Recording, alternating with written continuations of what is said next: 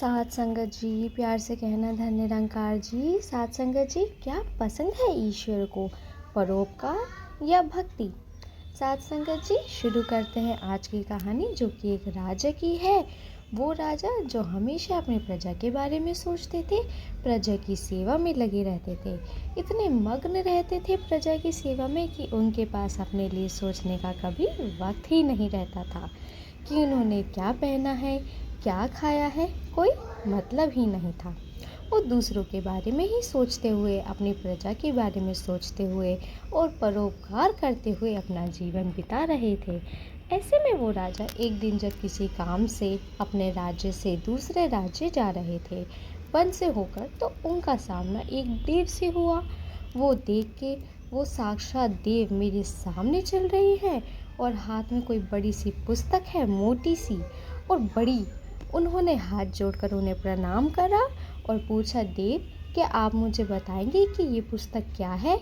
उन्होंने कहा, हाँ, ये पुस्तक उन लोगों की है जो भगवान की भक्ति में अपना समय देते हैं। और इन्होंने कहा कि वो मुझसे कोई उम्मीद तो नहीं, लेकिन फिर भी देखिए ना, क्या इसमें मेरा नाम है?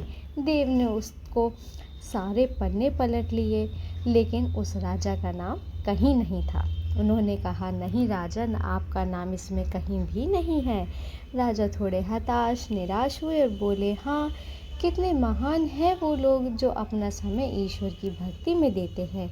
ईश्वर को ये लोग ज़रूर बहुत प्रिय होंगे। मैं तो सोचता भी हूँ कि लेकिन इसके लिए वक्त निकालूं, लेकिन निकाल ही नहीं पाता। और उन्हें प्रणाम करके देव को वो आगे निकल जाते हैं। राजा को इस बात का अफसोस तो होता है कि वो ईश्वर भक्ति के लिए समय नहीं निकाल पा रहे हैं, मगर वो चाहकर भी भक्ति के लिए, भजन के लिए, पूजा पाठ के लिए समय नहीं निकाल पाए और परोपकार में ही लगे रहे।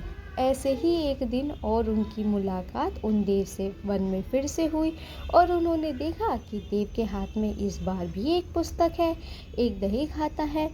ये पुस्तक थोड़ी छोटी थी और पतली भी।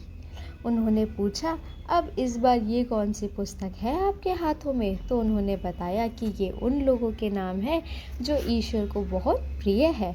उन्होंने कहा, अच्छा, तो ये ज़रूर वो लोग होंगे जो सचमुच अपना सारा समय सिर्फ भक्ति में ही देते हैं।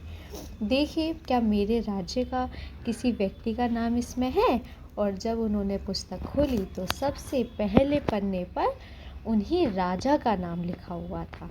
राजा बहुत हैरान हुए कि ऐसा कैसे हो सकता है, मेरे पास तो समय ही नहीं है ईश्वर भक्ति करने का। तब उन देव को राजा ने बताया कि ईश्वर को यही पसंद है कि बस उनका ही नाम लेते रहो। ऐसा नहीं है, ईश्वर तो उन्हीं लोगों को पसंद करता है जो दुनिया में दूसरों को भला करने के सोचते हैं, क्योंकि दूसरों की भलाई करने में ही सच्ची भक्ति छुपी हुई है।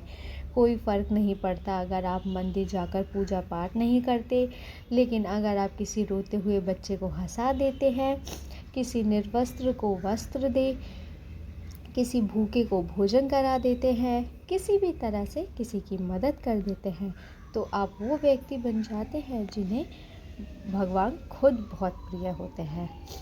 आप साथ संगत जी, आप भी भगवान के लिए पूजनीय हैं। आप भी उन लोगों की लिस्ट में शामिल हो सकते हैं जिन्हें भगवान बहुत प्रिय करते हैं, प्रिय समझते हैं। तो आप भी दूसरों की भलाई कीजिए, दूसरों का भला कीजिए, जितनी हो सके दूसरों की मदद कीजिए, परोपकार कीजिए। साथ संगत जी, कहानी पसंद आई हो तो वीडियो को लाइक और चैनल को सब्सक्राइब ज़रूर करें। धन निरंकार जी।